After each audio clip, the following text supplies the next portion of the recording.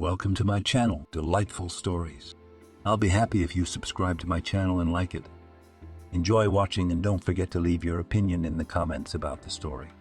The school classroom was filled with 20 children who, instead of actively participating in academic activities, were looking out the windows where the colors of spring were in full bloom. The sun shone brightly through the windows, making the children squint. Even closed blinds did not help. Even Mrs. Jane Harris, the teacher, succumbed to general laziness. She sat at her desk, her head propped up.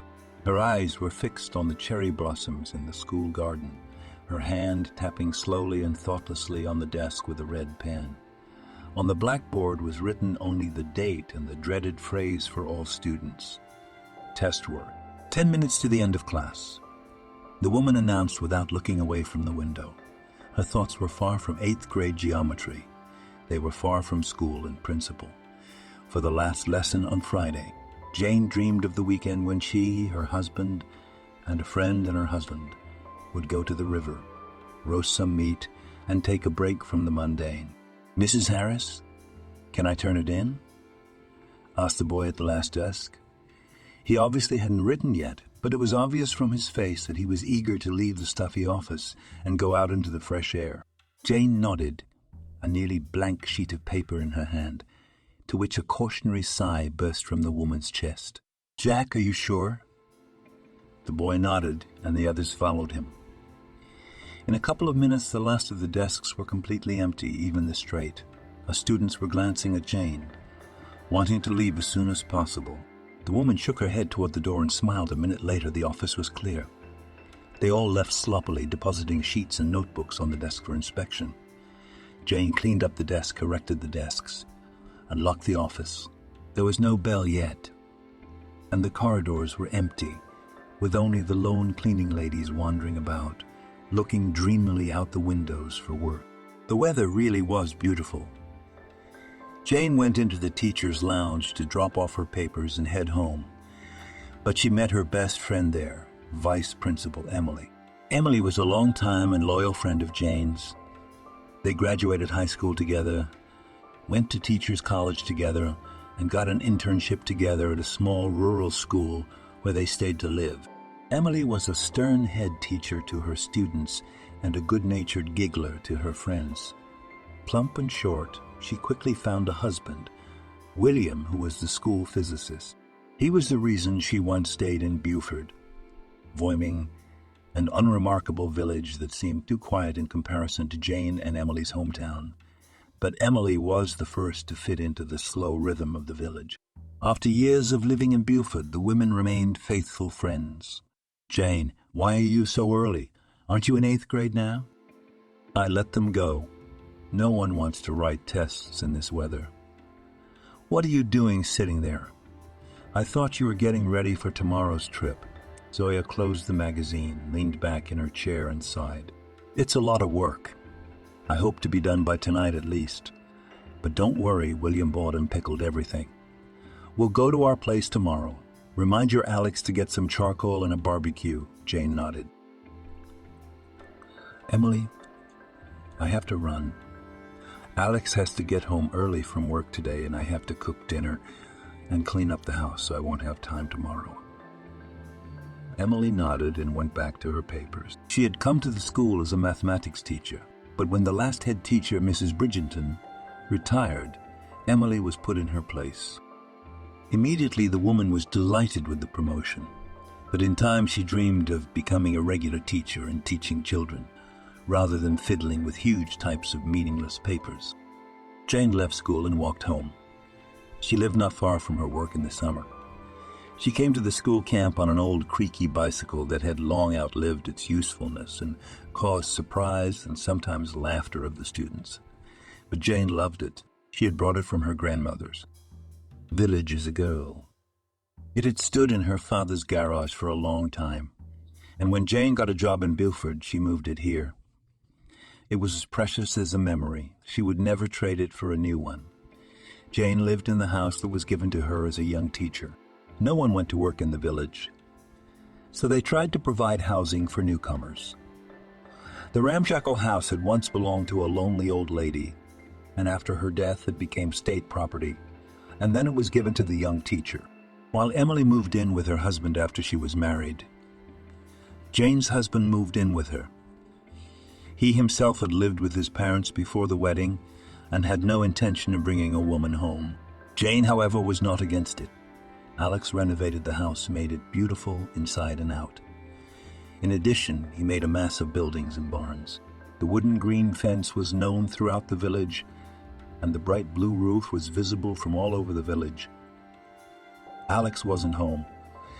He hadn't come home from work yet, so Jane immediately set out to cook dinner. She had met Alex on her arrival in the village, but their relationship did not begin immediately. If it had not been for Emily, Jane would probably not have stayed in Beaufort, but the desire to be near her friend made her choose the quiet, peaceful Beaufort rather than the big and noisy city.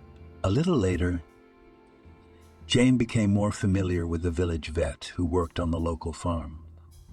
Alex had once studied in the city, but he didn't fit in and went back to his parents. He often worried about that. His relationship with Alex was difficult to call simple. Their romance was the kind that is called turbulent and discussed by the whole village. Walks at night, spent in the hayloft, nights out and more. It all conquered the girl, and she agreed to marry. The village romance, however, passed very quickly. Alex and Jane forgot themselves in everyday life and worries about life. The man repeatedly hinted at the possibility of moving to the city to Jane's parents, but the woman did not want that. She loved her job, she loved children, and she was used to life in the countryside. For this reason, Alex and Jane often quarreled.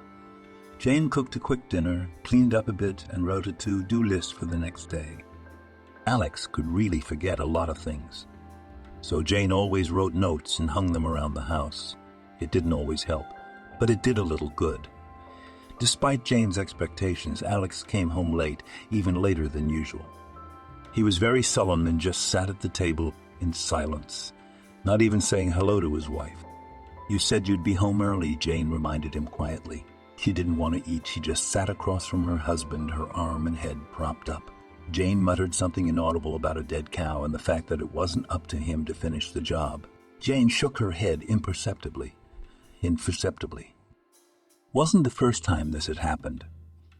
She'd hoped they'd have a baby and get better, but they couldn't get pregnant, and the relationship was getting worse.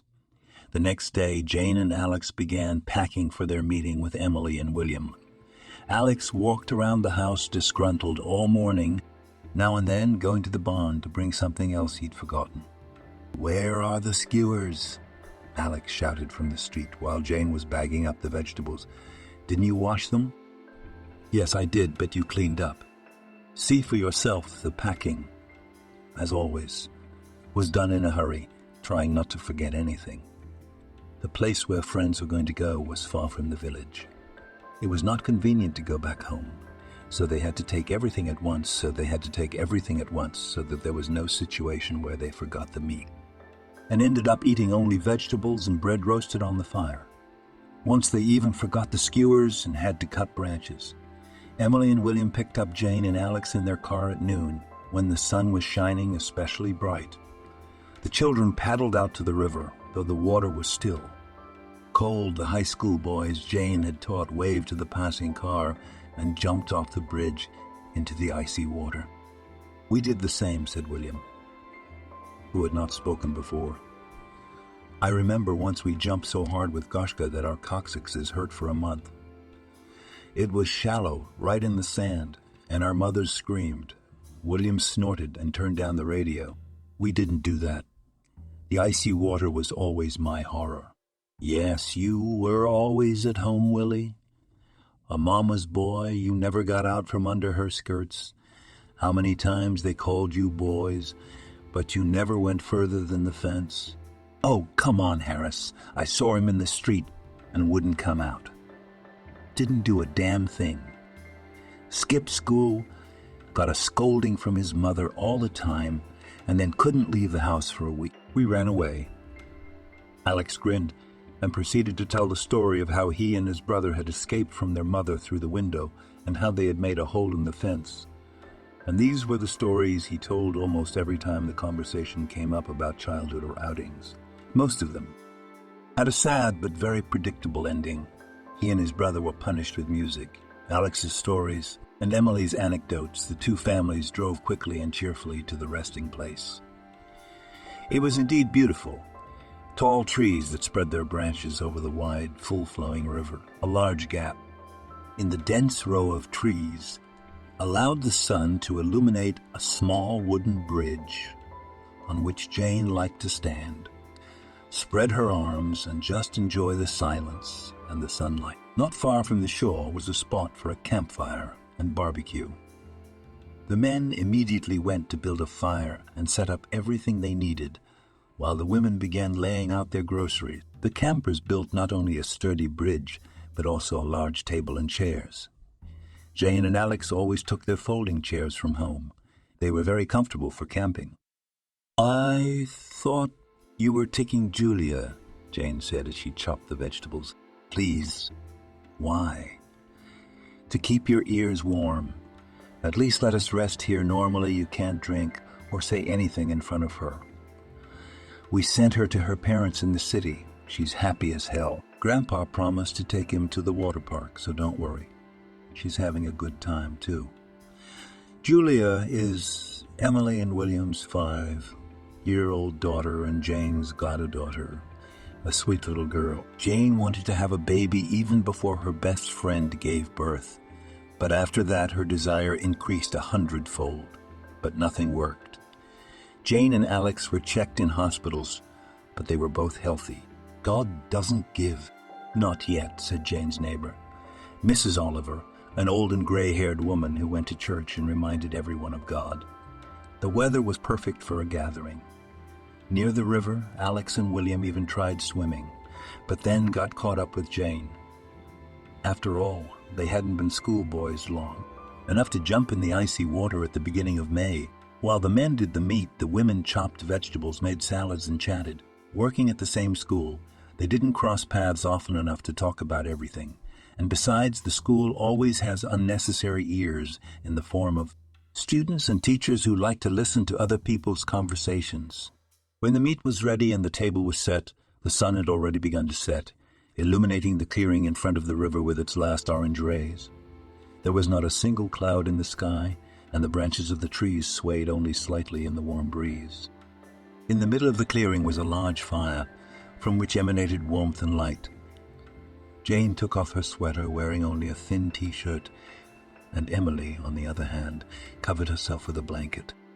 "Emily," Alex asked seriously and surprised, sitting like his wife in a thin t-shirt while Emily wrapped herself in a blanket and sat closer to the fire. "Have a drink and get warm." Emily shook her head, but took the outstretched cup of hot drink. Ever since she was a young woman, she had always worn warm clothes and never sat out in the drafts. William was like his wife. In winter he kept his hat on, and in summer he bathed in the river only in the evenings. When the water was warmest, the men and women sat in a circle around the fire, talking about the past. William hugged his wife, and Alex lay on the ground, resting his head on Jane's lap. They tried to have this kind of gathering several times a year, but the constant work and fatigue made it impossible. Since Julia's birth, there were fewer and fewer such moments. Emily was busy with business and the baby, and William worked double shifts at school, filling in for his wife as a physicist. When it was quite dark, and the laughter was so loud that even Buford must have heard it, Alex turned on the music in the car and asked his wife to dance. With a laugh, Jane agreed, giving her hand to her husband. The man spun her around in a dance, while the woman smiled and laughed happily. Such rare moments made it clear that Jane still loved her husband. She believed they would have a child and live a long and happy life together. The woman's blonde hair was disheveled, her cheeks flushed from the alcohol she had drunk, and her hands were doing wonderful pirouettes to the music. Emily sat with her husband in her arms, whispering softly in his ear, while he laughed and nodded happily. The idyll was interrupted by a shriek coming from the plantings just beyond where Jane and her friends were resting. William turned off the music and everyone rushed to the sound. Jane was the first to go. She did not wait for the others and ran ahead, a sudden heavy stone in her heart, as if the scream meant something bad. When the woman came running, she saw a company of holidaymakers, among whom were her students of the day. From the music and voices, the woman had long ago realized that there were other campers nearby. But she would never have thought it was her own students. The company consisted of 3 boys and 5 girls, all clustered around something incomprehensible, shouting and looking down. "Smith! Smith!" Jane shouted in a commanding teacher's voice. Everyone turned on her, but only the tall, dark-haired boy stepped forward. He'd graduated a year ago and was the school's first handsome boy, but a horrible wreck. The woman identified him by the idiotic tattoo you could see from under his t-shirt. "Mrs. Harris!" the boy exclaimed. He spun his head in amazement, looking up into the pit where someone was crying, then looking at the former teacher who had suddenly appeared near the resting place. "What happened?" Jane asked, and without waiting for an answer, she walked to the pit. There was a steep cliff with damp banks, and at the bottom, in the branches, a girl was lying, holding onto tree roots to keep from slipping even lower into the river. The girl was crying and could not seem to move her leg. "Charlotte fell down. There's a lot of water, and she can't swim. Mrs. Harris." In her scruffy, crying face, the woman recognized her 11th grader. Jane circled the precipice with her eyes, trying to find a way to help the girl. The cliff was deep and with steep banks, but if she tried hard enough, she could walk along the roots by holding onto the branches. It was dangerous, of course, but the girl couldn't seem to hold on any longer. Her hands were slipping along the roots because of the mud, and every second she was closer and closer to the water. "Smith, stand by the cliff and wait," Jane ordered, and then she grabbed the branches and climbed down. At that moment, Alex, William, and Emily came running. "Mrs. Bridgerton, and you are here," said Smith, surprised.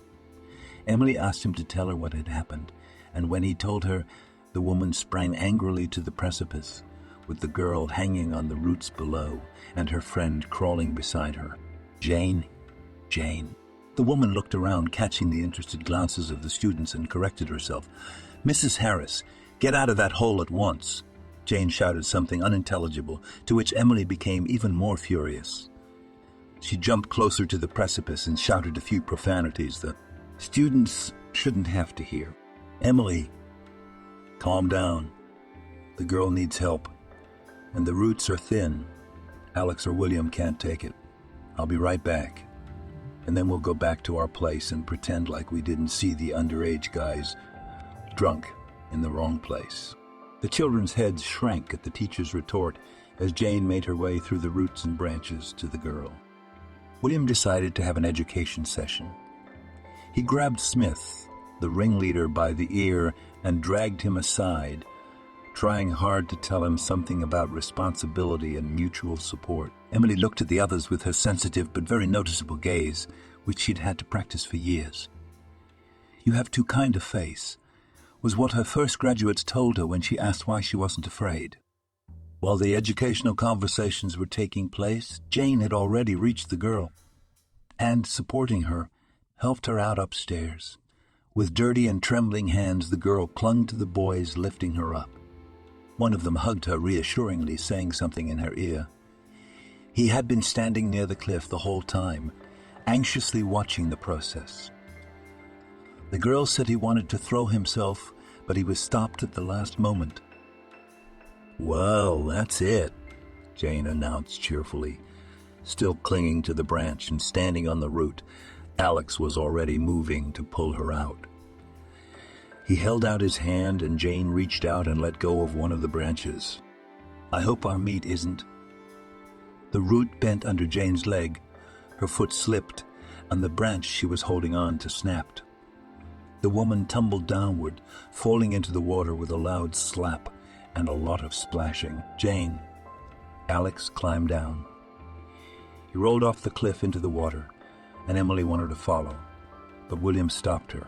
"Mrs. Harris, Smith jumped into the water, following Alex. He too rolled down the damp ground and found himself next to the teacher.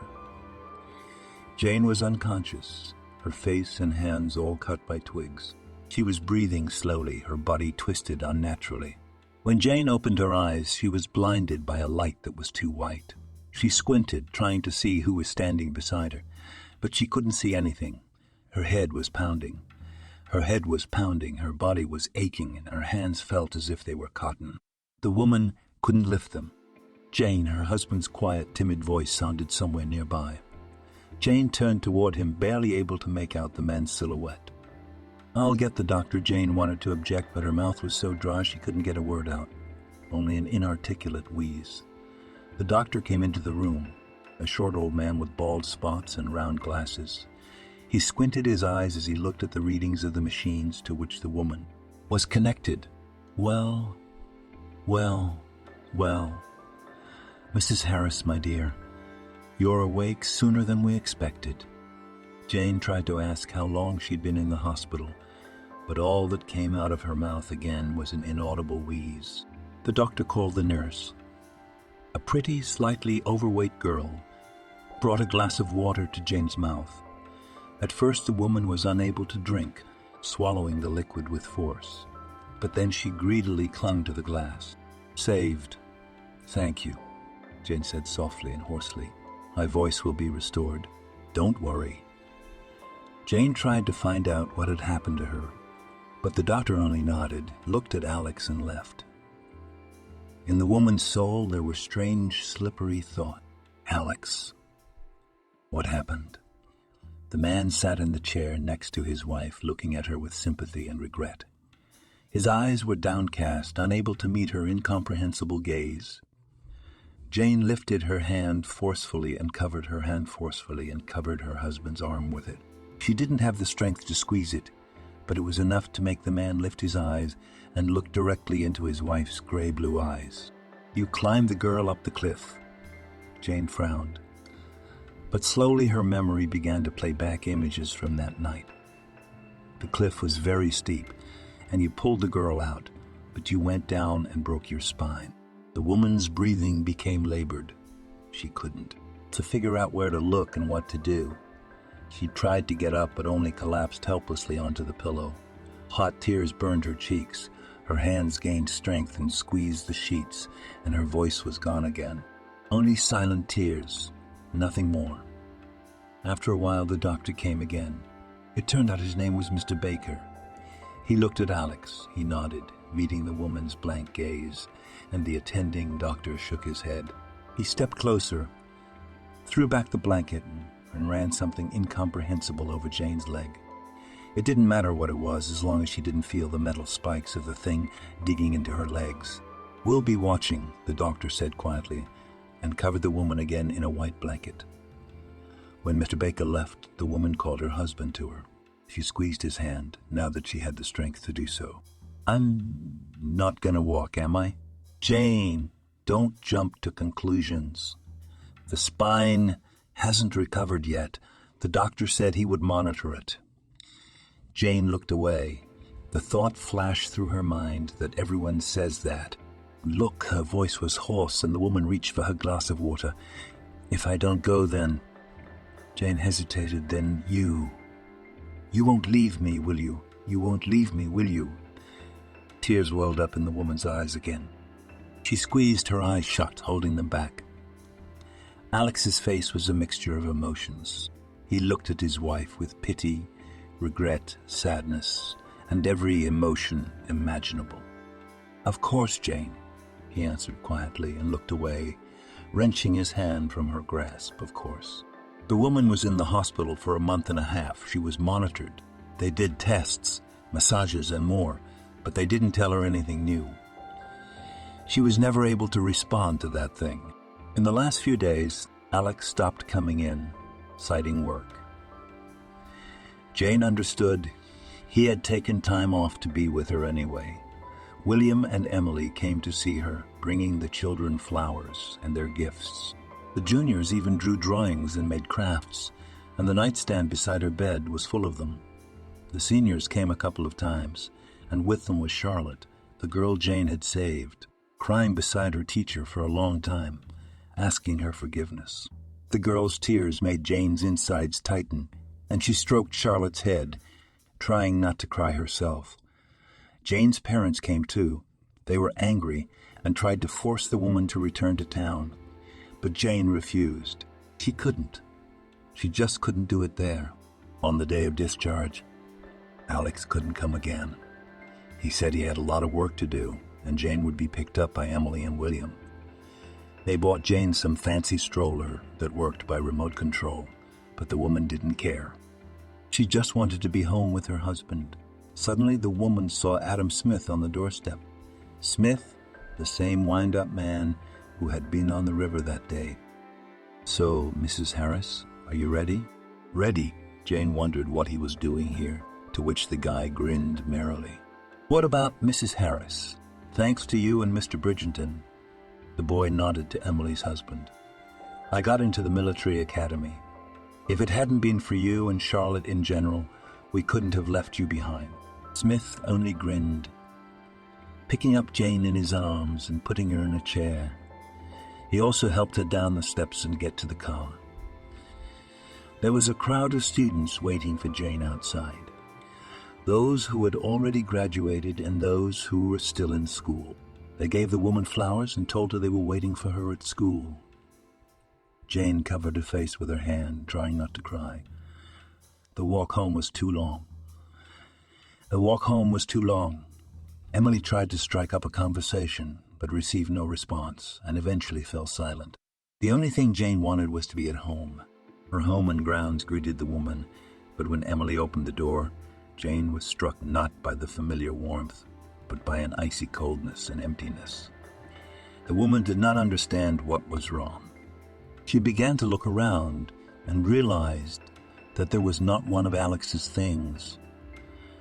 The coat rack was almost empty. Her jacket hung lonely. The man's shoes were gone too, as well as everything else. There was dust everywhere, as if no one had been home for weeks. Jane turned to Emily, to which she looked down. Jane, where is he?" The question sounded harshly. There was silence. Emily was silent. She just stared at the floor. "Where is he?" This time William could not stand it. He shook his head and answered quietly, "Gone." "What? Where?" "With Anna, the saleswoman." She had been saving up for the city for a long time, and she seemed to have been partying with him for a long time, too. A week and a half ago, they went to town. Alex, he always wanted to go away, so... "Get out," Jane said rudely and indifferently. "Jane," Emily called softly to her friend. "I said get out." William took his wife by the hand and pulled her toward the exit. Disheveled hair, angry face. Jane stared after them, and as the car pulled away, the woman tilted her head back and sobbed loudly. She shuddered in the damp chair, tears streaming from her eyes, her hands clutching at her neck.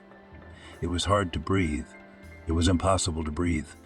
There was only one thing she wanted, but Jane would never do it. She remembered the faces of those children waiting for her outside the hospital. She remembered their gifts. She couldn't do it, but she couldn't do it. But she could cry loudly, hoping that tomorrow she would wake up and everything would be the same. A short-trimmed man of medium height and shabby clothes got off the bus. He looked around at the crooked bus stop and shook his head.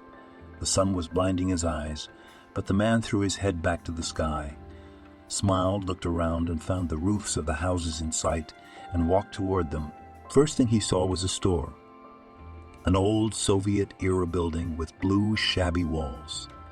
Finding no one nearby, the man went inside, and there were two elderly women and a saleswoman, an obese girl in a red apron. "Excuse me?" the man called out to the men. The women stopped talking and looked at him with interest. The man shuddered. "Mrs. Johnson? Can you tell me where she lives?" The women looked at each other. One of them, the taller and thinner one, grinned and replied, "She's been dead for 10 years, God rest her soul. Who will you be?" "I'm her nephew, Tom." You nephew didn't even know your aunt was dead. The second woman, the shorter, fatter one, asked. Far away I lived, no one reported it. So who should I tell? Everybody knows Mrs. Johnson had no one. She lived alone, died alone, and was buried collectively. There were no nephews. The salesgirl spoke up. What about the house? The women looked at each other again and grinned, as if the man had said something funny. Jane, the teacher, lives there now. Tom asked why she was living at his aunt's house. So the house is state property. They said she had no relatives, so our administration gave the house to Jane, and she came here from the city to work as a school teacher. Poor woman, how much grief she's been through. The thin woman shook her head. Oh, honey, there's a lot going on. Jane is a good soul, a teacher of God, and her heart is also of him, and the girl had to pull her pupil out of the cliff, and she fell there from her drunken head. The salesgirl began to explain, and she pulled the girl out, but she slipped and fell and broke everything, and now she can't walk, so she rides in a baby carriage. How awful. The man shook his head. So there is no hope at all? They say not. And what hope is there? The skinny woman spoke up. That's not all that happened to her. Her husband, Alex, was a scoundrel. He'd been going out with Anna for a long time. She worked here. She nodded at the counter. Half the village knew about it, but no one told Jane. She fell ill, so he took Anna in his arms and went to town. Left his wife alone in a wheelchair. Never came back. Jane's all black now. Every time I see her, she keeps staring off into the distance. She used to be so talkative, and here she is. And as she is alone in a wheelchair and without a husband, the whole village helps her as much as they can. Who brings food, who gives his milk home. We drove to the hospital, but it's so pampering. Her friend Emily and her husband William help her. They do not leave her. Everything is done. And this Adam Smith, he's rare and made a ramp for her to ride, and so helps around the house. He's on vacation now in the summer, so she doesn't run almost every day. She's told him off so many times, and he still runs. The student is her ex. He was there the day she fell off the cliff. They say he feels guilty. Tom nodded his thoughts and walked out of the store without saying goodbye. The women looked at each other and frowned. I don't like him, Vivian. The thin woman shook her head. And Goldie, I saw a tattoo on his arm, sticking out from under his shirt just like a convict's. I had a neighbor with one just like it, and he spent half his life in the penitentiary. The saleswoman sighed, looking at the door. The man was no longer visible. He walked through the village looking for a familiar house. From memory, Tom tried to find his aunt's house, which he had gone to when he was a boy. It had only been 2 or 3 times, and a lot had been erased from his memory. Besides, quite a bit had changed over the years. Some old man kindly agreed to give me directions. After a long explanation, he was completely out of earshot.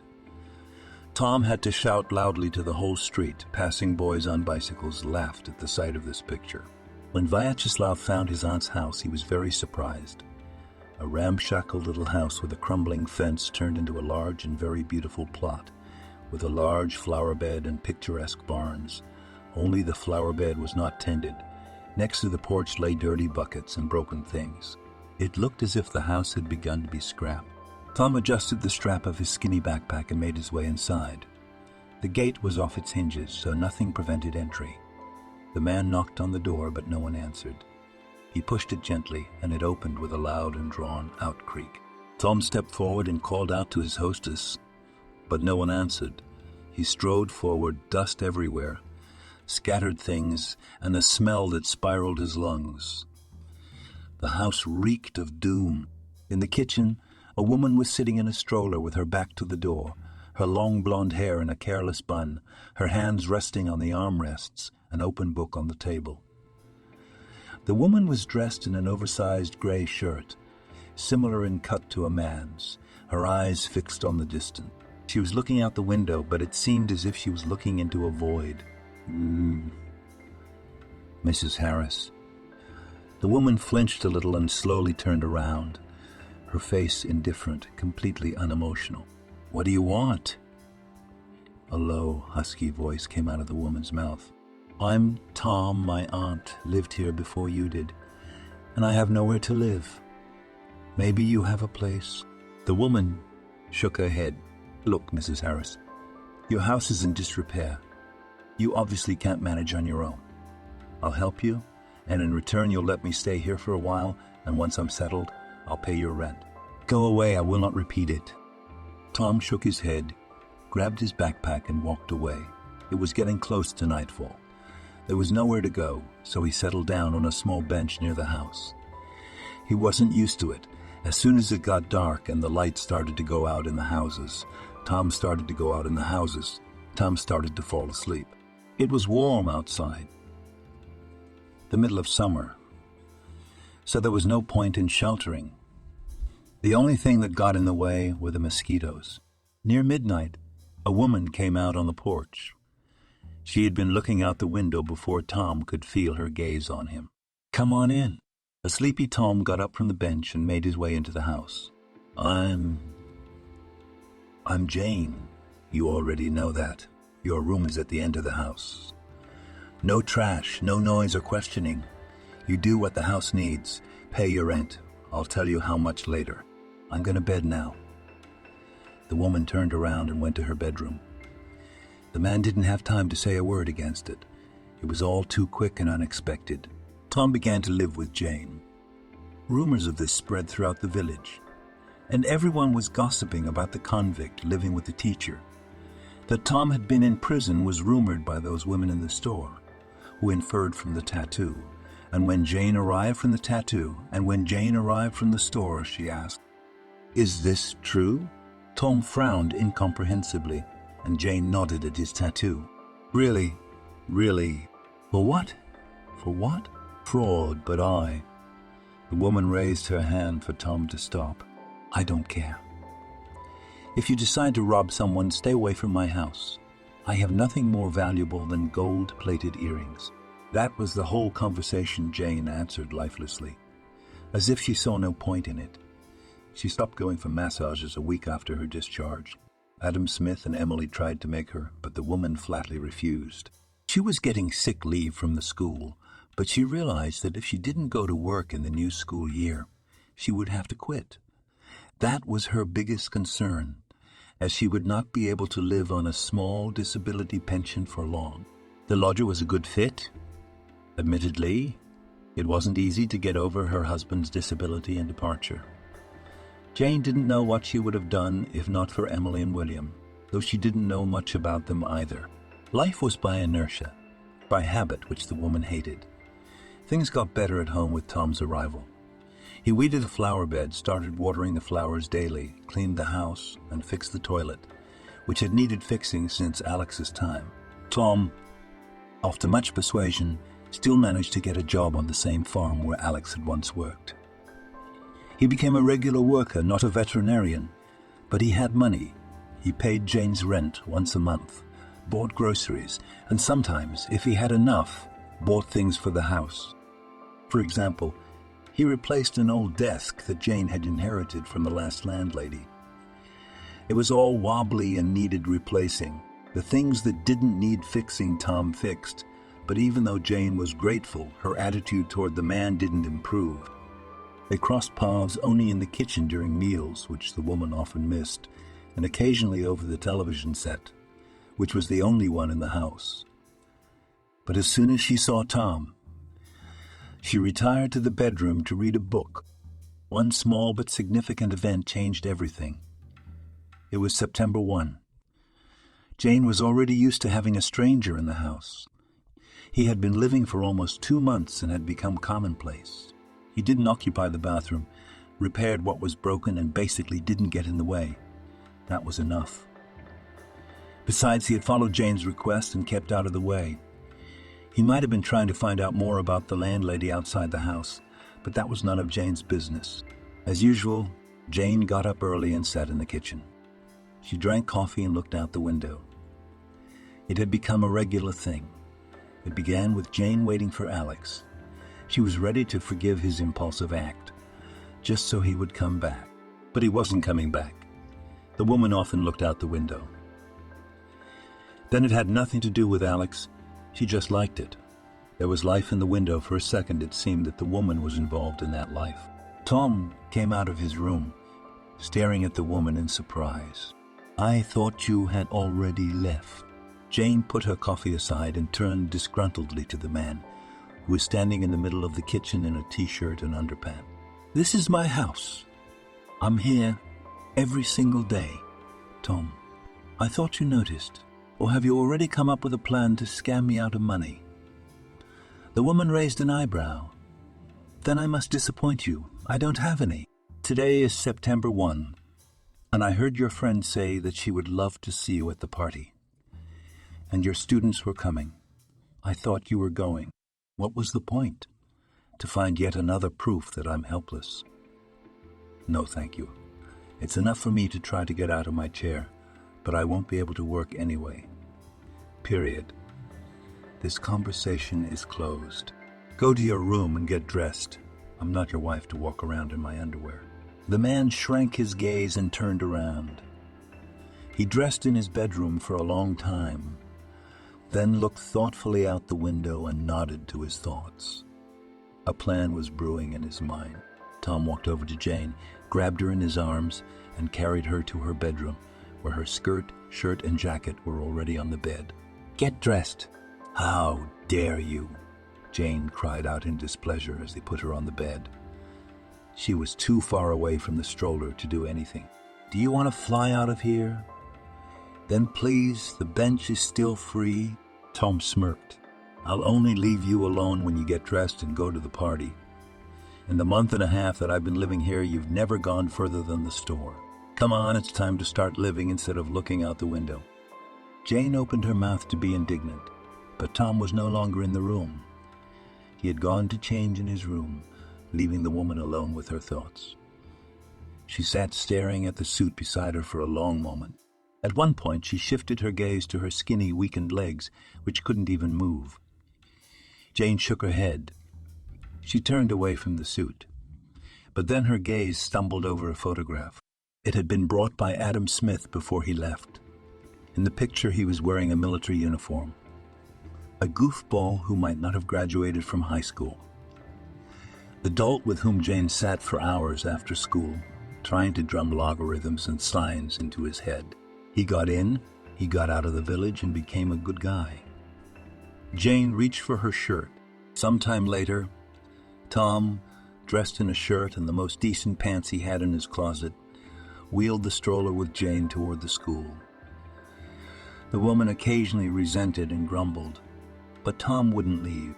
It was his day off, and he wanted to watch the line. Besides, he didn't want to leave Jane alone in case something else happened. The school greeted Jane with the buzz of a new school year. Students and teachers scurried back and forth. Graduates were photographed at the last first bell. Parents stood outside the school and tearfully saw off the first graders. It was business as usual. But it was this ordinariness that Jane hadn't had in a long time that gripped her. She waved to some of her students and said hello to her colleagues. Some looked at her in surprise. Some looked at her in surprise. Some smiled, but everyone was happy. Everyone wished Jane nothing but good things. Emily ran out and happily hugged her friend, taking the stroller for herself. The line was ordinary. Children, teachers, and parents spoke. But Tom couldn't help noticing how Jane's eyes lit up, how vividly she looked at the world, how she clung to the children who came up to give her flowers. Her face was so beautiful, so alive, he looked only at her. The woman smiled all through the line and cried when her parents spoke. She waved to her 11th grade class, who were to spend their last year without her. They walked over to the woman and hugged her. Jane was crying. They were tears of happiness and tears of sadness, all together, but most importantly, they were tears of life. After the ruler, Tom slowly took Jane home. She was holding a bunch of flowers, some of which had been given to her by her teachers. She clutched them to her chest, her face still showing the glow of the vivacity she'd had at the ruler. Should I move out? What? Jane didn't understand. She was in her own thoughts and wasn't paying attention to what was going on nearby. You threatened that I wouldn't live with you anymore. Ah, I may have overreacted. After all, you've done a lot for the house. Stay and tell me why you did it. The man frowned, squeezing the stroller harder. He didn't know why he did it. He just knew he had to do something. He couldn't bear to watch the woman bury herself in the hole, how she was oblivious to herself. You looked unhappy, Mrs. Harris. The man answered quietly. You. Let's be on a first-name basis and just Jane. She smiled. You looked miserable, Jane. What's over there? The woman nodded toward the school. There you were different. There you were burning with life. I would have liked to see you like that. Jane was silent. The smile slid off her face. All she could think about was that she could no longer be who she had been, that her life was over, and that she would never return to the time when she had been happy. That day changed Jane's attitude toward Tom.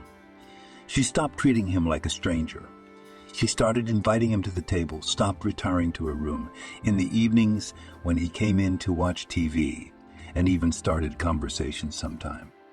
Sometimes she laughed at his jokes or stories from work. Emily never stopped coming to see Jane, but at the beginning of the school year it became more difficult. Piles of papers just filled William and Emily's house, and sometimes she came to complain to her friend about all the bureaucracy. Emily couldn't help but notice the change in Jane. She no longer sat in silence all the time, sometimes even answering and laughing. This was surprising, and Emily suspected that the woman's new behavior was the fault of her lodger, though there were unkind rumors about him. Emily knew how they spread, so she preferred just to watch for now. The man's appearance was pleasant. He was short, not badly dressed. Though his clothes were old, he joked well, and most importantly, he helped Jane. He was about 8 years older than she was, but Emily didn't see that as a problem. For now, she preferred to watch. But the woman feared that this man would bring pain to her friend, as Alex had once done. Emily understood the state Jane was in, not only because of her disability, but because of her husband's passing, and he was probably even more to blame than the wheelchair. On Saturday morning, Emily left her daughter with William and went to a friend's house. Jane was cooking something, judging by the smell, baking pancakes. Without a greeting, Emily entered the kitchen and grabbed a pancake from the table. It was still hot, but it was delicious. The woman collapsed into a chair and groaned happily. I haven't eaten in 100 years. Why did you stop making them? Alex didn't like it. Jane's face changed. They were incidents from school, from home. Julia asks, Mom, what are the dogs doing? I look at Willie and wonder if he can tell me anything, but he just holds back a laugh, and then Julia finishes it. Can we help them? Willie is wallowing with laughter, looking at the dogs making offspring, and I stand there with my mouth open and don't know what to say. She's waiting. Jane smiled. She loved hearing stories about Julia. The woman pulled away a little to the side, picked up a container, and put pancakes in it. This is for Julia. Emily nodded appreciatively and took another pancake from the table. The woman liked to talk now. When she knew her friend was listening to her, she was interested, if not silent. Emily feared that Jane would return to that state, though she was not completely out of it. Every morning, William and Emily drove by Jane's house. The woman sat in the kitchen, staring out the window all the time. Her gaze was blank and meaningless. It was eerily frightening and made her come more often, hoping that her friend would get better. Listen, Jane. Jane took off the last pancake and threw the pan in the sink.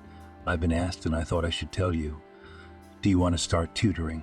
Emily had wanted to offer it to her friend for a long time back in the summer, but then her condition was such that Jane was unlikely to teach the students anything. But now, with the start of the school year, her parents were asking, and Jane herself seemed to be feeling better. Besides, Emily was sure that it was work that would help Jane recover faster. She had always loved to work. Jane shook her head negatively. "Don't be silly, Emily. Where do you want to invite them? In here watching me squirm, trying to get a drink of water? If I had to pee in front of them, I'd spend 3 hours trying to get from one seat to the other. No, definitely not." Emily shook her head, putting the pancake aside. I didn't want to eat, and Jane went back to being herself. The conversation was over. Jane rarely went out to the store. Usually someone would bring her groceries. Tom had done that lately, but now the woman needed flour urgently, so she went herself. The landlord had made a ramp, and it was easy to get out. The only reason to go to the store in the village was to get a new dose of gossip. Vivian and Goldie Thompson, the sisters, were there at all hours. They carried all the gossip around the village. Now Jane drove inside, and they were there, of course, but not alone. There was also an annoyed Mrs. Weasley, from whom Jane was buying milk. As soon as the women spotted her, a clamor of voices came over her. "Jane, honey, what's going on? How could it be?" Mrs. Weasley wailed. "And I told you he was a convict, and you didn't believe me." Vivian was triumphant. "What a thief! Aren't you ashamed? An old man," Goldie lamented. Jane asked what had happened, to which they told her in the same uneven chorus, constantly interrupting one another. What had happened? It turned out that the last time Tom had picked up the milk, Mrs. Weasley had asked him to look in the barn door, for it had settled and would not close. Well, Tom fixed it, and the old lady gave him milk and borscht to eat, and when he left, she went for the money in the stash, under the mattress, just as the postmistress was about to come, to bring a receipt for the light, and the stash was empty. "He took everything, you son of a bitch. At least leave a penny." "Oh, that's ridiculous." Mrs. Weasley was almost crying. There was 10,000, no less. There wasn't even enough to pay the light bill. The whole pension went to my grandson for a present. Jane returned home upset. She felt betrayed, though she didn't understand why. Some of the trust that had come with Tom was starting to fade, turning to anger. She'd let him into the house, and he dared to rob an old woman. Tom was at home, drinking tea at the table and reading a book. When he saw that Jane had returned home, he wanted to help her, but the woman stopped him with a wave of her hand. Her eyes looked directly at the man and expressed nothing. Nothing at all.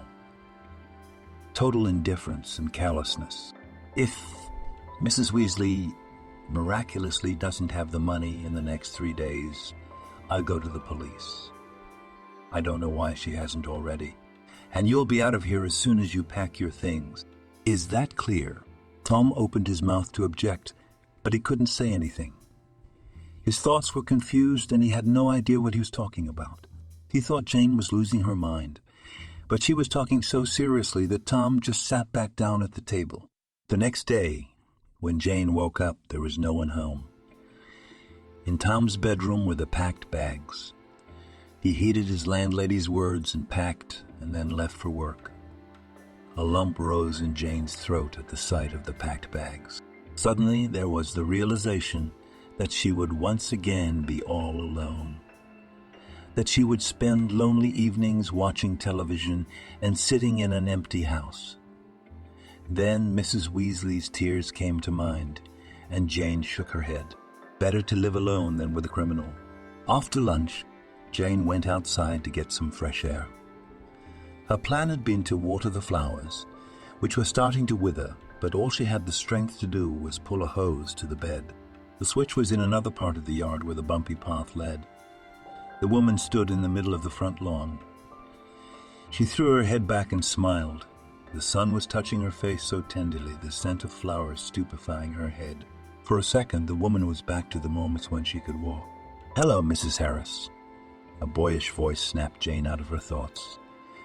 She blinked and saw Oliver, Mrs. Weasley's grandson, near the fence. He was standing in a group of boys. waving to the teacher. "Good afternoon, boys." Jane waved back and pulled up to the fence. "Coming from school." The boys nodded at the same time and began to talk about their new math teacher, Mrs. Bridgerton. She turned out to be quite nasty and stern, to which Jane only shook her head.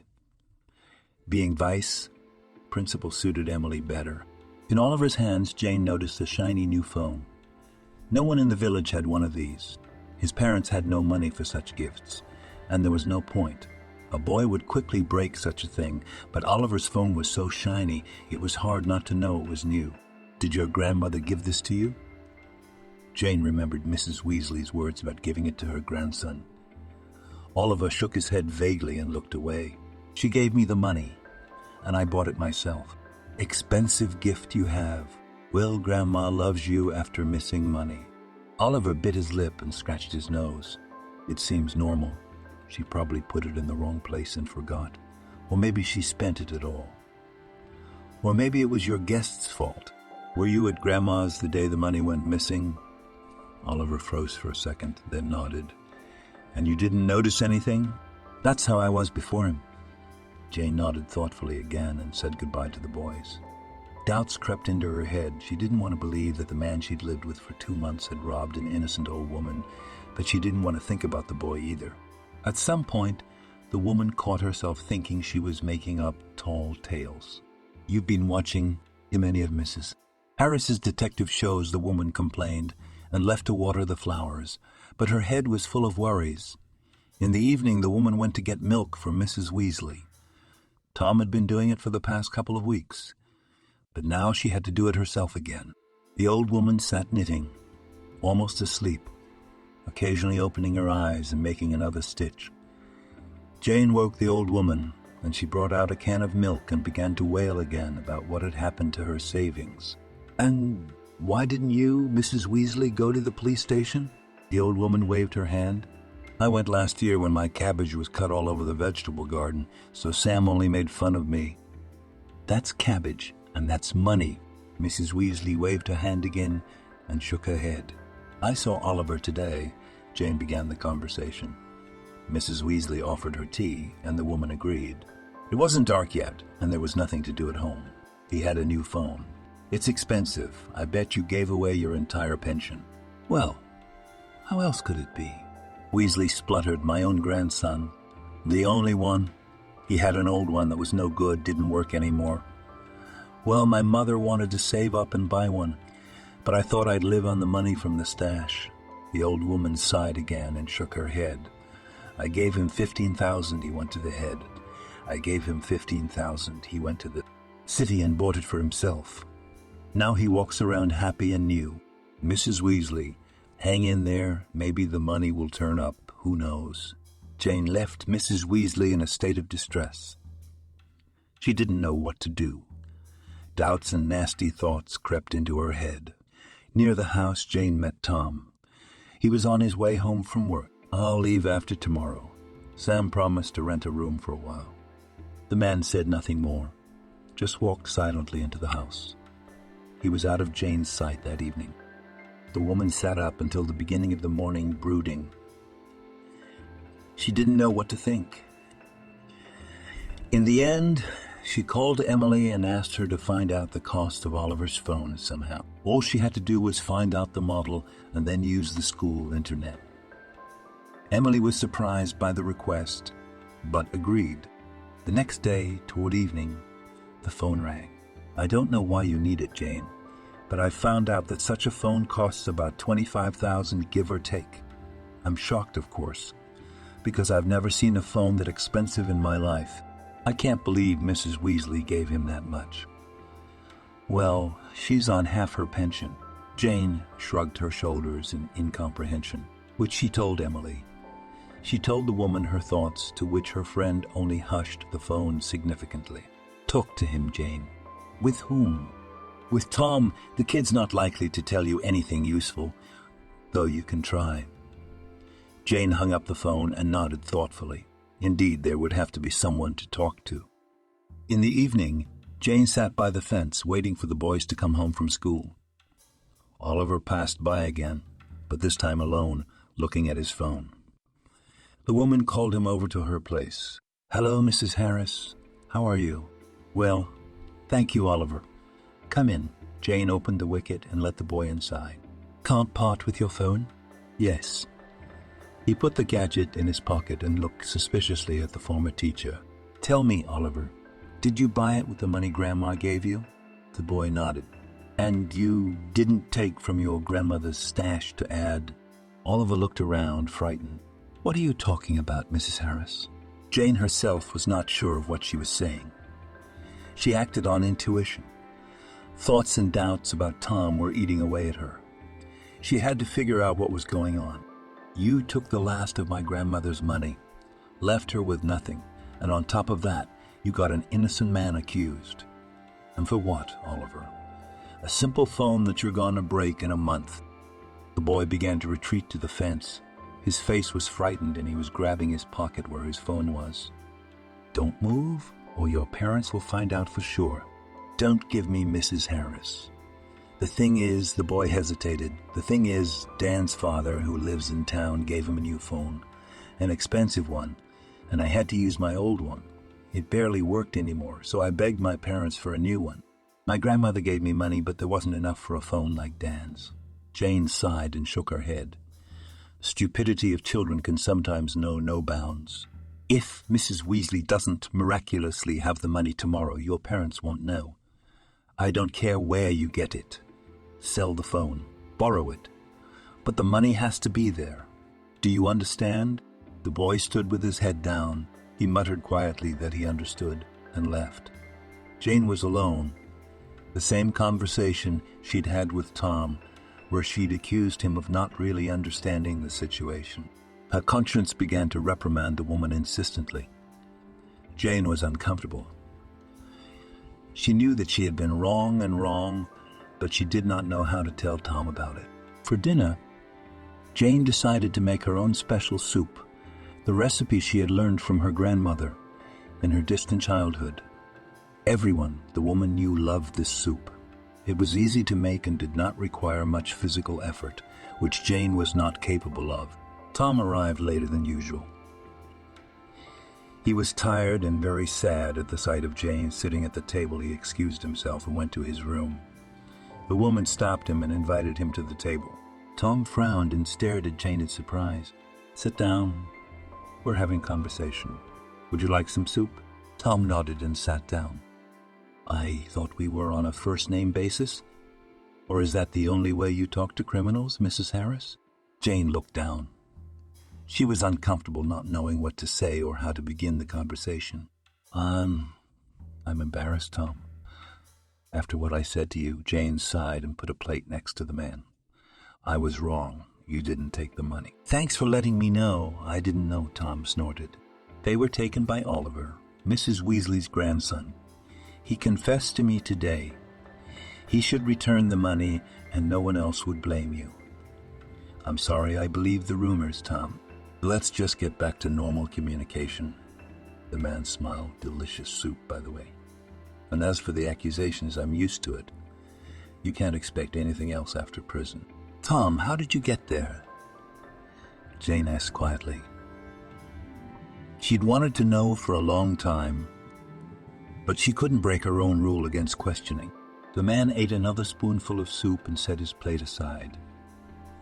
His eyes were full of sadness. "My childhood friend and I had a small construction business. The income was not much, not more than enough to live on. The firm was all ours. We built it up from scratch.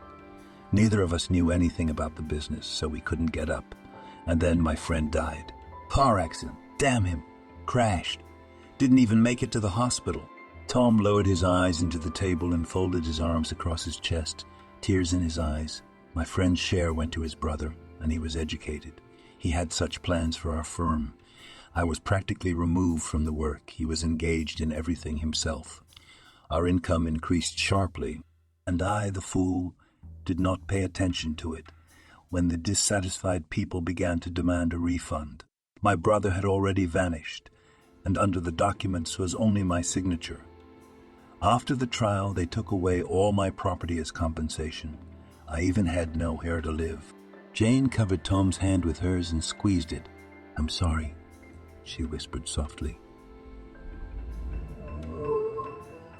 Sorry for what happened to you and your friend, and I wish I'd known that before. I'm sorry I blamed you for what you didn't do. And Tom yielded forward and squeezed Jane's hand in return. And I'm grateful that I'm not alone in being able to think beyond my problem. That's very important to me. What about you? Jane tilted her head in question. You asked for no inquiries, but all I know about you I know from hearsay. And those you know are not to be trusted. Jane grinned. What can I tell you? I went to save the girl and fell into a cliff. I woke up. I was told I couldn't walk anymore. Alex, my husband, he promised he'd be there for me, and I believed him. I never trusted anyone as much as I trusted him, and I came back to an empty house. He left for the city. He always wanted to. He said that you can't develop in the countryside, and the fact that I don't let him go to the city is me pulling him down. When I realized that I was alone, it was as if something broke inside, some thread that kept me from falling. It snapped in half, leaving me alone. And Jane trailed off. I look out the window every day because I'm waiting for him to come back. I'd forgive him anything to get him back because I'm afraid of being alone. All alone? You're not alone anymore, Tom whispered. You will never be alone again. Do you hear? Jane's eyes watered. She couldn't believe it, not after what her husband had done. But when Tom leaned in to kiss the woman, she wanted to believe it. Wanted to believe it. Wanted to try again. To trust the man as if he were incapable of betrayal. Jane was no longer alone now. Tom was there, and life began to come alive. She was no longer sitting by the window waiting for a miracle. Her days were filled with color. Her life had meaning. In the evenings, Jane waited for Tom, and in the afternoons, she studied. She decided to accept Emily's offer to become a tutor. The money wasn't bad, and Jane loved teaching children. She had no idea how much she missed her work and how much she missed her students. Emily began to visit her friend often, telling her the news and bringing new students. The woman couldn't get enough of them, spending all her evenings preparing lessons for the children. Tom almost forcefully carried her to bed. They won't die if they don't learn what a polynomial is. Tom built a small blackboard for Jane's lessons and made a desk for the students. The lessons were fun, and sometimes he intervened, bringing a dash of fun and joy that wasn't there before sometime. Jane would begin to feel sad about not being able to walk, especially in those moments when she was trying to reach for something from a height or to drive quickly to the escaping milk over an obstructed threshold. But it was usually at such moments that Tom was there, helping the woman by telling some kind of joke. When Emily complained to the man that Jane had stopped going for massages, he personally drove her to town himself and did so for days on end, until she began to do so voluntarily. For the rest of the fall, life was just fine for Jane.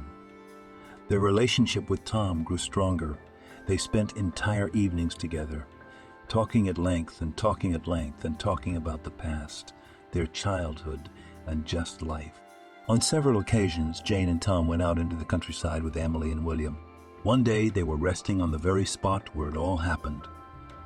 At first, Jane sat for a long time on the shore, looking out over the cliff. After what had happened to her, it was fenced off, but that did not cancel out her paralyzed legs. The woman had no tears. She just sat silently near the cliff until Tom came up. He hugged her from behind and just stood silently by her side. It was better than any words, better than any support.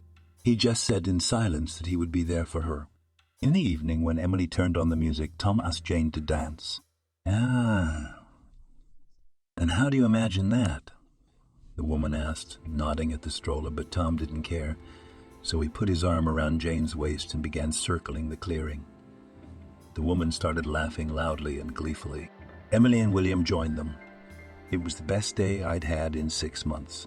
The relationship with Tom was not the same as with Alex. Jane saw it clearly. There was no passion, no emotion. There was calm and support, there was warmth and comfort, and now it seemed to Jane that was the most important thing. Their relationship was not discussed by the whole village as it had been with Alex then, but it was more valuable. It was worth so much more. At the end of autumn, after the rain, a hard frost hit. All the streets were icy, and it was impossible to walk. Jane didn't go beyond the porch at all. It was very dangerous. There were not even children on the street, especially after a fifth grader had fallen on the ice and fractured her skull. Her parents alerted the whole village, and the adults stopped letting the children even go to school. In the late afternoon, Jane waited for Tom on the porch. It was cold. The frost was going to hit again in the night. She shivered and wrapped her jacket around her. When the light from the lantern appeared outside, she smiled happily. Finally, she dreaded his late returns in this awful weather. Tom had already walked into the yard and waved to the woman, a bag of groceries in his hands. Jane shook her head. He was always buying something. She was about to turn around to go warm up dinner when Tom shrieked. Jane turned around to go warm up dinner when Tom shrieked, and saw the man slowly fall. It lasted a second at most, but it was a long moment for her. The woman screamed, pushed herself off the armrest, and stood up, taking 3 steps. Then she lost her balance and fell. She lay on the porch and called quietly for Tom. The man rolled over onto his back, saying he was okay. "Jane, you're up, you know." Jane didn't understand. She just lay on the cold wooden porch and hoped nothing had happened to Tom. "Well, Mrs. Harris, I don't want to get your hopes up, but the prognosis is good," the attending physician announced, holding the scans with wrinkled hands. He squinted his eyes to examine the picture more closely. Jane sat on the couch, her legs resting limply beside her, and Tom sat not far away, staring intensely at her. "Let's have another test." Mr. Baker pulled out the Wartenberg wheel. Jane, after all, recognized the name of this instrument with which the doctor constantly tested sensitivity and ran the sharp ends over the woman's leg. At first Jane felt nothing, but then her big toe moved. She felt it. Mr. Baker clapped his hands cheerfully, congratulating Jane, while the woman looked at her feet in silence. She felt it. The thought stuck in her head and wouldn't let go. Her lungs squeezed with joy and tears flowed from her eyes. She smiled widely and looked at Tom. He stared at Jane tensely, unsure of how to respond. A little later, in Mr. Baker's office, Jane was sitting in the wheelchair holding Tom's hand. She waited for the doctor's verdict. "So, Mrs. Harris, you have a good chance, but you need an operation. We're ready to go," Tom said tensely, to which the doctor nodded. "Okay, very good, but I warn you, it will be very expensive. You don't have to do it here. Only some cities have clinics that do this kind of surgery. And here are these clinics, their rates, I found out, especially for you." Jane took the sheet and immediately shrank back. The amounts were enormous, and they ranged from 800,000 to 1 million. And you'll also need rehabilitation, which is also money. You will need somewhere to live in the city, so count all the costs. And yes, if you don't have surgery soon, it will probably be too late. Tom put the sheet in his pocket. They left the hospital. It was too late to go home, so they decided to rent a hotel room. The hotel was near the wharf, which offered a beautiful view of the great full-flowing river and the horizon in the evening. When Jane couldn't sleep, she drove out to this wharf. The good thing they had a room on the first floor. The woman sat silently on the wharf, thinking about what the doctor had said. She knew they would not be able to find such enormous money. She had to accept the fate of the cripple. Sitting silently and looking somewhere had become a personal comfort to Jane. She was so used to doing it that she no longer noticed when she withdrew into herself. Sometimes she even did it in front of her students. Now it was Tom who snapped her out of her thoughts again. He came quietly and stood beside her. "We'll find the money." "Where?" "Credit. No one will give it to us. No one can borrow it, and we'll be saving for the rest of our lives when we won't have a chance." You heard the doctor. Tom didn't know what to say. All he knew was that he would think of something. Where to get the money he had no idea, but he hoped he would. The man put his hand on the woman's shoulder in silence, and she rested her head on his arm and breathed peacefully.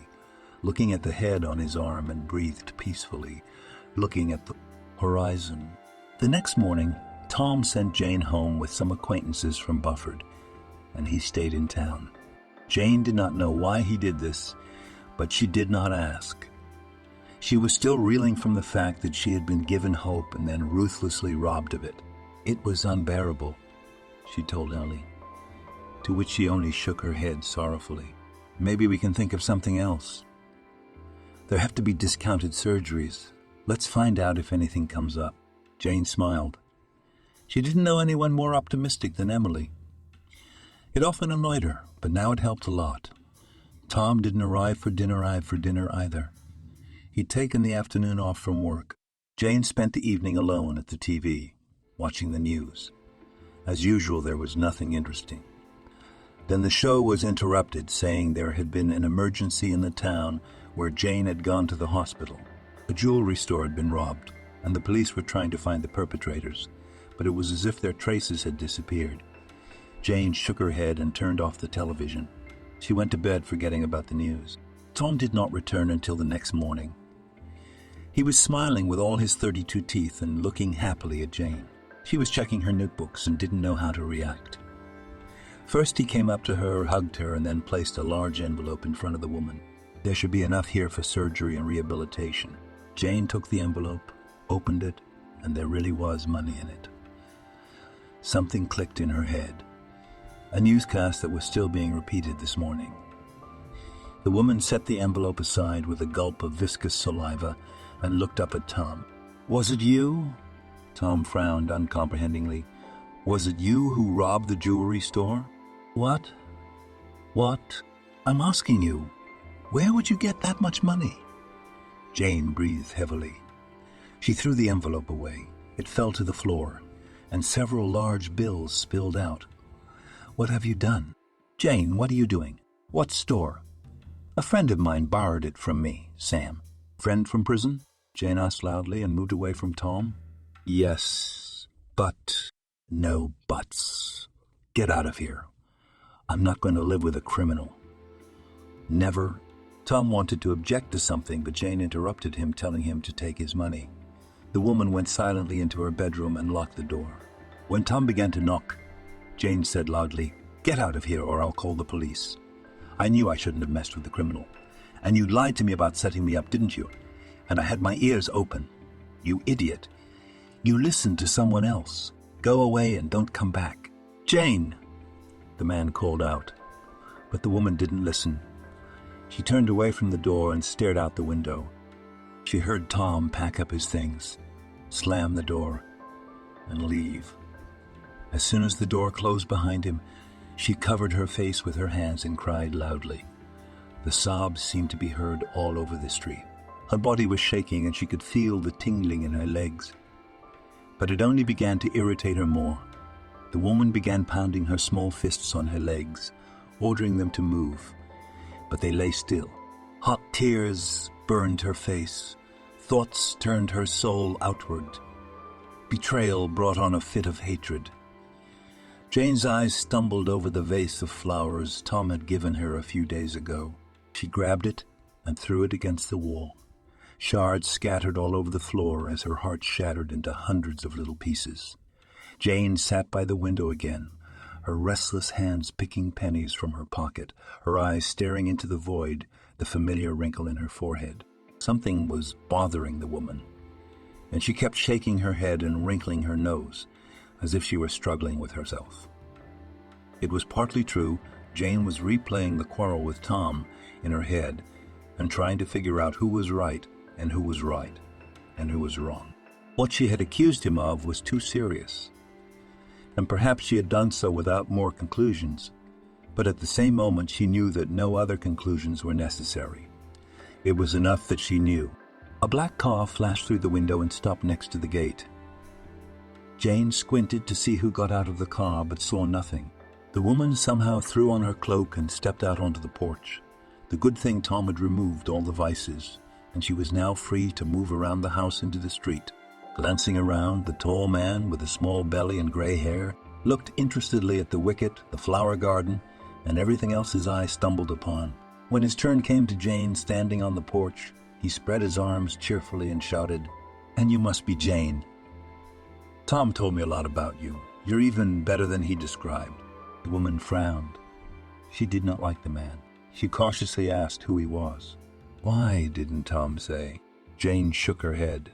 "Wow, that's so weird. Where is he?" "I have no idea. What do you want?" He wanted me to meet you. He borrowed so much money for your sake. I wanted to know who this wonderful woman is, for which they go to such sum." Jane, hearing the phrase about the money, thought for a moment. A look of consternation appeared on her face, and she moved off the porch and sprang toward the man. "Are you Sam?" The man nodded. "Did you borrow money from Tom?" "Yes. I offered to give it to him. He saved my life in the end, but he stubbornly said, 'I'll give it to him.' So what should I do? Let him give it to me, if that's what he wants." "Were you sitting together?" Sam nodded. "Why does Tom owe you, and is that money stolen?" Sam was taken aback for a second as he stared at the woman without understanding. Then he laughed out loud.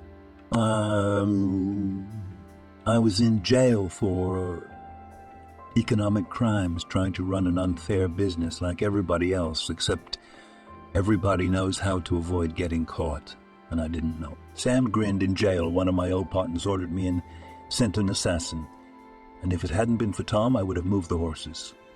I owe him my life. I met him the other day in town, and he was sad, and we got to talking. I offered to give him some money. It's a good deed, why not? And to give him some money. It's a good deed, why not? The money wasn't stolen, I promise. I started my business again when I got out. I had some savings, and it was a long story. As Jane listened to Sam's story, she grew more and more unhappy. The words she'd said to Tom in her heart, how she'd hurt him, were spinning in her head. If Sam was telling the truth, she felt very bad for him. It was horrible. There were cats scratching at her soul. A lot of cats with huge claws that sometimes howled too. "I have to go into town. Tom must be there," Jane whispered. "Can I help you?" The man smiled broadly. "I'm going to town anyway." Jane nodded without thinking. Sam helped her into the car, loaded the stroller into the trunk, and off they went. Jane didn't know where Tom might be, but she assumed that he'd taken a liking to the hotel where they'd stayed while they were being examined. Nearby was that picturesque wharf. Jane asked Sam to take her there.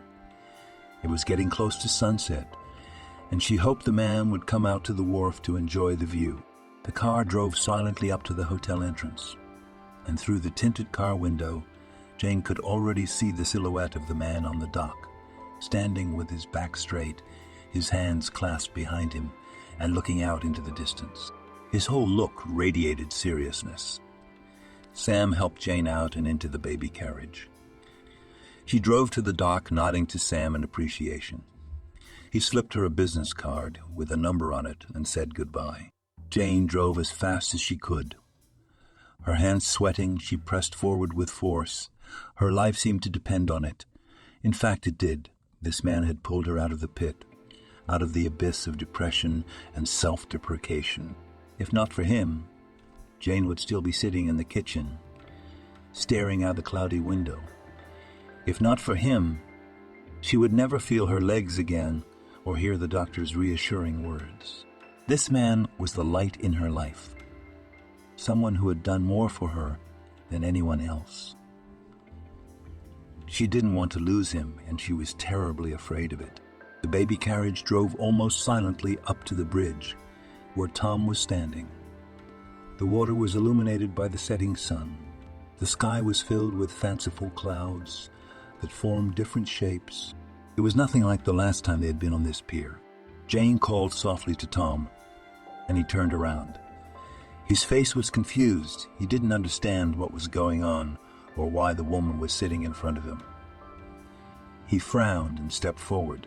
"I'm sorry," Jane blurted out. "I'm sorry for everything. I was terribly wrong.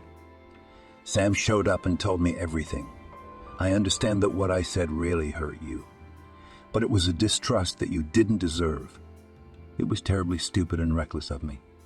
I'm sorry." Tom tilted his head sideways. He looked silently at the woman who was rubbing the edges of her shirt in her hands and trying to think of words of apology.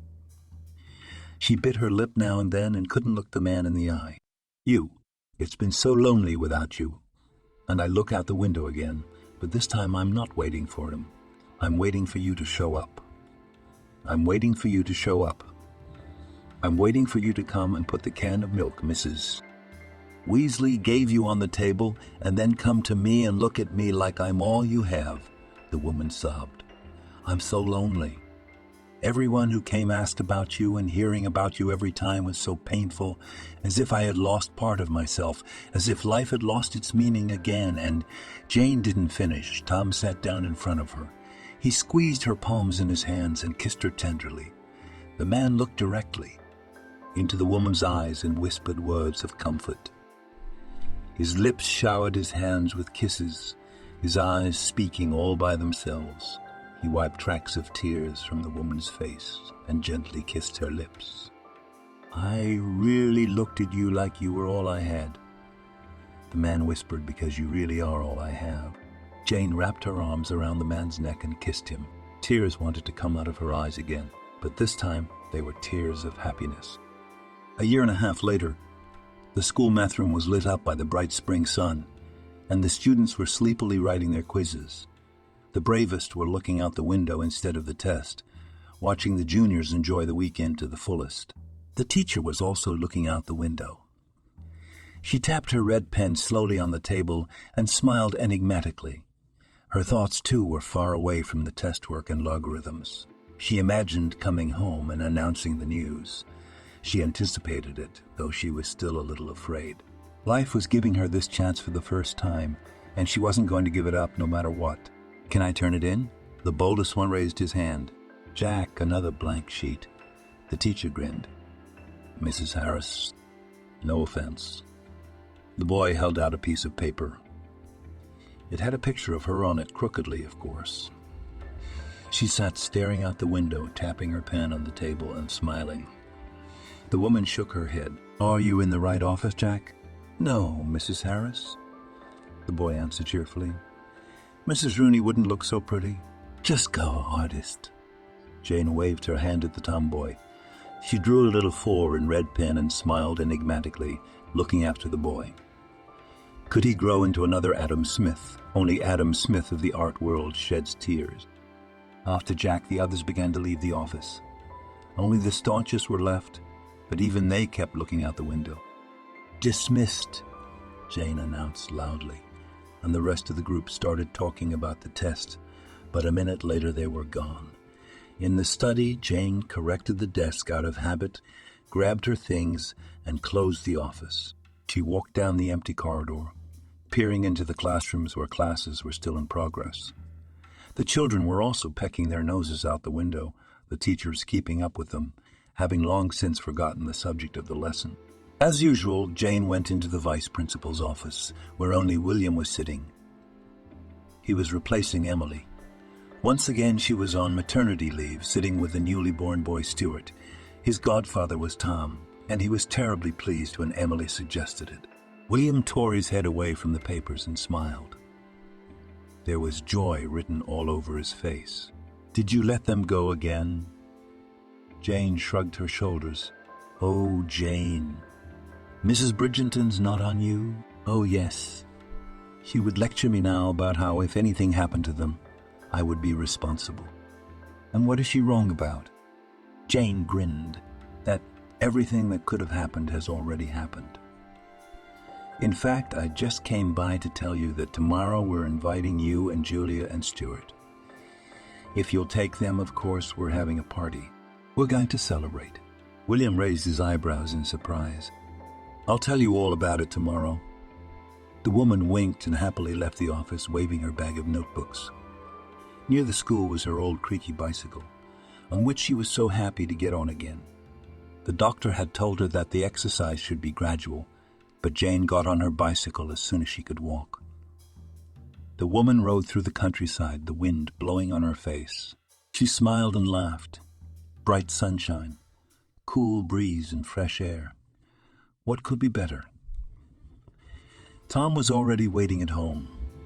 He had made dinner and was sitting making something out of wood when Jane came in. He broke away and went out to meet her. He hugged the woman and kissed her. "How was your day?" "I went to the hospital this morning," the man tensed. Anxious thoughts flashed in his head, but they had nowhere to go. The doctor said that everything was fine. Even the massage course was over, and Jane was free to ride a bike, which really surprised the doctors. Too rapid a recovery. Jane joked that she had somewhere to go. "Did something happen?" "No." Jane shook her head. "Just remember that you and I are both godparents." Tom frowned incomprehensibly. "Now we're just going to be parents." For a few seconds, the man thought about what Jane had said, and when he did, he smiled stupidly and put his arm around the woman's waist, spinning her around the room. Jane laughed and asked him to put her down while the man spun her around. Then he lowered the woman to the floor, buried his hands in her wheat hair, and kissed her as hard as he could. But this was the woman who gave him happiness.